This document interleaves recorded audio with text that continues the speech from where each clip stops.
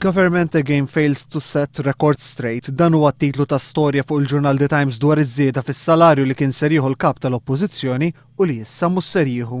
Fil-5 ta' Mejju tas-sena 2003 l-Kabinett kien qabel li jżid b'500 € s-salarju tal-membri tal-Kabinett, tal-kap tal-Oppożizzjoni u tal-Speaker.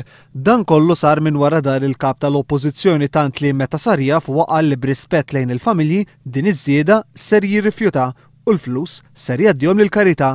Il-ġimgħa l-oħra l-Ġurnal The Times żvela li għall-kuntrarju tal-membri tal-Kabinett il-kap tal-Oppożizzjoni ma kienx ser jieħu dawn iż-żidiet. Il-Ġurnal The Times qal li l-Gvern għall-bidu ma jridx jispjega għaliex il-Kabinett biddel fehmtu dwar is-salarju tal-kap tal-Oppożizzjoni. Imma l-għada l-Prim Ministru qal li l-kap tal-Oppożizzjoni ma kien ser jieħu dawn iż-żidiet għaliex mhux impjegat tal-Gvern. Il-Ġurnal The Times kien żvela li fost dawk li mhumiex impjegati tal-Gvern u li tħallas xorta waħda kien hemm l-ex-Speaker Lewis Gallia. Għalhekk il-Ġurnal The Times staqsa lill-Gvern għaliex l-Speaker ħa dawn iż-żidiet u l-kap tal-Oppożizzjoni ma ħadhomx.